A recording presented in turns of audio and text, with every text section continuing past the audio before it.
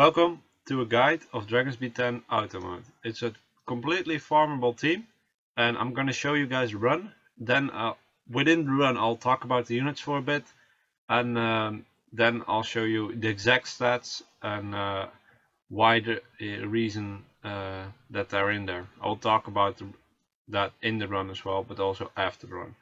So this is the setup. You have 3 leaders here.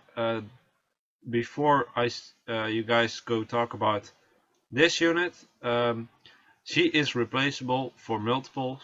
One of the easiest to get is probably the fusion, the water Undine, Mikey. Let me start the battle already. Mikey, that's the water Undine. She would do fine in this situation. Or Bryant, the Wind Dead Knight. That's also a very good option for this team. And there are a few more revivers that are a little bit more rare, but those are capable of taking the spot of a Yona. Yona is the light Epicon priest. I just got her as a reviver, so I use her.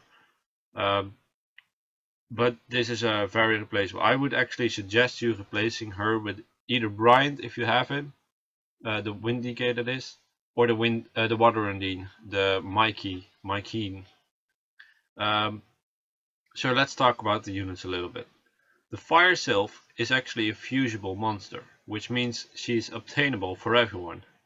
Same goes for the Ifrit. Even though Ifrit is a little bit harder because it's a 5-star fusion, it's an obtainable monster and it's definitely a monster you want to get. Because he is doing so great in a lot of situations. Then we got Belladonna and Konomiya. So Belladonna, the light Inugami, is very easy to get. Just farm him in light dungeons, in a secret dungeon on the light day. Just ask people in chat. Then we get Konomiya, easy obtainable. Everyone probably summoned him multiple times. Definitely a good unit. As you guys can see, all my units are level 40 and 6-star obviously. This is not a requirement that needs to be met. It's more of the stats that they need to have than that they need to be 6-star. But it does help because on auto mode you could get the worst situation. You could get in the worst situation ever that you probably never get into if you manually. So on auto mode it's really recommended to have everything 6-star. Let me talk a little bit about the units, why I chose them. I chose Beretta for not for a leader skill, but for a dots. This skill she does not right now. This is very easy to take down the towers, because if the towers die of dots, you do not take damage from the dragon. I'll show you that at the dragon. And she does a great deal of damage because of that. Also her second skill, reduced the attack bar of the enemy, which makes it actually pretty easy to when you hit the dragon to not get hit too often. So first I attack this tower and I just don't attack this tower. The first tower that I'm not attacking is the one that gives me continuous damage. I get my Konomiya plus my Ifrit remove those dots, so I'm not too worried about those dots. The second tower makes the dragon immune, which means I need to clear that, because otherwise I can't put dots on the dragon, which is my main DPS. Both Ifrit and Beretta do the dots. And as you guys can see, when a tower is destroyed, the dragon deals deadly counter damage. And that is an annoying part if it happens, because it probably one-shots a unit. If it's really tanky, it's not gonna one-shot it, but most likely it could kill your unit. But if you kill it with dots, he doesn't attack. That's why dots are pretty good. Belladonna is there for his dispel and his armor break. More for his dispel and his big heal. Right now it didn't really work, but it's nice because sometimes the dragon has 3 turns of immunity and your skills already are of cooldown, and then they just do the dots without without succeeding of dotting them. Why do I use Ifrit plus Konamiya to remove the dots? Because Ifrit alone is not being enough for most situations. He's just not fast enough with removing, because he only removes one dot on each member of the team. But as you can see, my run is relatively fast. I think I did it in 5 minutes, so that's not too bad. And Yona here right now wasn't even needed, but she's just a failsafe for if a unit dies I can get it back. So I think even without a Yona you should be able to do it. We didn't really get something amazing. I think I just sell it. But let's have a look at the monsters I used. So we start off with Beretta. Beretta, I ruined her for HP because I wanted to live, and speed and accuracy. I ruined her with the spare blade. This is not per se needed, but it's a really good set overall for her, so I would suggest you to rune at least the spare. We got a speed rune on 2. We got a HP rune on 4. And we got a accuracy rune on 6. So I end up with 100% accuracy, a decent amount of health and a decent amount of speed. Then the second unit, let's talk about Ifrit. Ifrit for me is runed for HP and speed and accuracy. Pretty much the same as Beretta. But Ifrit I didn't use accuracy on slot 6, so that's why his accuracy is not 100%. Let's just go over his runes. I use Swift Focus. There is another option where you go Violent Focus, but I just didn't have the Violent runes that were as good as my Swift rune. So let's have a look. We got this rune, nice substats on the HP there. We got a speed rune, then we got a Swift rune with some decent speed. That's the reason why it's on. You don't really want resistance for Ifrit. Then we got a HP rune with okay substats, and then we got a Swift rune and another HP Swift rune. So overall I have a 25k with 180 speed and almost 80% accuracy. The accuracy is needed for getting those dots landed. Yeah, that's really why you want the accuracy on him. And the second skill has a stun, which is useful for clearing the waves. Let's go to the third. That's Konamiya, the water Garuda.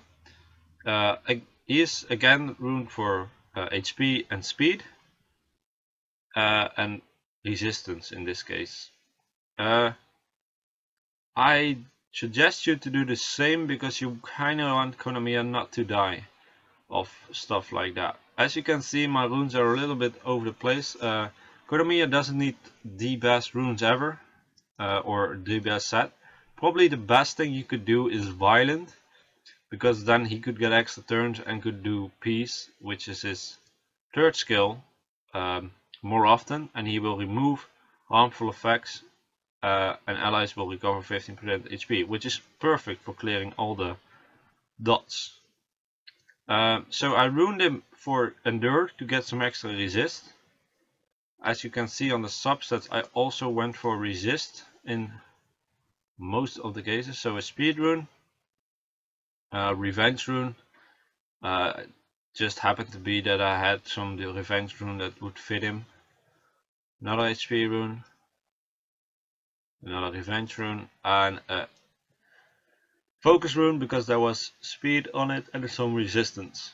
So Konamiya is really there for the piece. Also research is pretty useful, especially when he researched Ifrit, because then you could do multiple dots in a short amount of time. Let's go to my Yona. This Yona I'll show you at last, by the way, because I want to show you the replacements as well. Let's go for Belladonna first. So Belladonna again HP, speed and accuracy. So let's take a look at the skills. We got a defense break, which is useful because you could clear the towers a lot faster, especially the waves before the dragon. Siege is useful for removing the immunity buff on the dragon. It's not necessary, but it's useful because then you could start dotting them up. And then we have mobilize, which gains everyone a lot of HP back, and attack gauge, which is good because that means you will attack more often. And let's check his runes out. I suggest you go violent as well. Swift is also an option, like I did on my Ifrit. You could go with swift focus on Belladonna or violent focus. Ifrit is a little bit of the same in that matter. You could even decide to go despair, but I would just not suggest that. On Ifrit that is. On Belladonna I would suggest violent. So we get a speed rune on 2. We got a rune. This rune is just a 3 stars, you can see, but I use him for the 13 accuracy and the HP. Then we got a HP rune on 4 slot. And we got an HP rune on the 6th slot. So overall he is runed for some decent speed because you want him to attack before the other units attack. He doesn't always do that because I think my Beretta and Ifrit are faster, but overall you want to get the defense break on so you get a target for your units. Then we go to Yona, the last monster. She is used mainly for revive, and I suggest you to use a revive unit because especially when you're not having everything level 40. For example, Konami on level 35 with decent runes can just do just fine. But if you do that, you really want to revive unit because it could happen that your units die because of the towers and the dragon hitting while there's some dots on you. So then you would like to revive your unit so you can keep going. Just her stats, she has a lot of health, or about 40k, and she has 100% resistance. This is not necessary, but I would suggest you to go as high as possible on resistance. The reason for that is because you kind of want your reviver not to die at all. Because if the reviver dies, there's no way back, you know. For the other units it's different, but for this unit it's not. So let's have a look at his runes. Again, my runes on my reviver are just weird. Overall I just used the best runes I had, but no particular set. Let's just go over them. A vampire rune because of the HP resistance and the resistance. HP rune actually only for the resistance and a little bit of speed. Another endure rune, resistance and the speed and HP were very nice on this one. Then we got a swift rune for the resistance once again and some speed. The speed is not necessary, it's just useful. Then we got another endure rune for the resistance, and the rest was useless. Too bad, but that was what I had. And another HP rune for the speed, and the defense is nice to have. The rest is neglectable. So I will show you guys the exact stats as well in this video while I'm going over them, so you don't have to calculate it yourself. But let's go over the replacements for a Yona. What could you do, because not barely anyone has a Yona. First of all, there's a fusion. Mycene, the Undine, Awakened Mycene. It's relatively easy to get. You only need these 4 monsters, which are not like super rare, and she has a revive, and it revives ally with 40% HP. That's more than enough. Also she has a heal, and she has a stun, which is all pretty useful. Plus she has the benefit of being water against fire, which is good. Then you got a monster that I do not have, but a lot of people do have, and that's the Wind DK. Let's just search where he is. The wind decay, there we go, the wind decay. He also has a revive, which even out every HP, which is not bad because Belladonna will heal up everyone to full with his skill when this happens. Also, what's nice about him, he has HP, so he has a weakened attack power, which is useful against the stages because it will make you more. It will be easier to survive basically. So Bryant is also a good option, even though he has the disadvantage against the dragon. It's not too bad because you're most likely gonna ruin him up with either despair or violent, with a lot of resist, a lot of HP, so he should be fine. There are more units that could replace, but I would, if you don't have the wind that night, then I would suggest to just go for the water undine, because the water undine is not that hard to get. Ifrit is definitely one of the key elements in this team because of his passive. It removes a harmful effect on an ally every turn, and it heals himself, which makes this perfect because all those dots you can just remove every time he gets a turn. That's why I ruined him for speed. He is fusible, a bit harder to get. As you can see, you already need the Mykeen, which kind of sucks because you also need her for the team if you don't have the Wind that night or another revive unit. But overall you would be able to get these 4 units quite quickly again, because 3 of the 4 are farmable in secret dungeons. And then we got Beretta as the leader, which is also obtainable by fusion. I made him the leader because of his speed, to speed up the team, but if you want to be a bit more safe, you could easily make Ifrit your leader because he gives more HP to your monsters. This was it. This was the guide. If there's any questions about it, if you want to know anything or any rune setups you might make, and if it's correct or not, you can just ask me in the comments below. And then I'll thank you guys for watching, and I'll see you guys in the next video. Goodbye.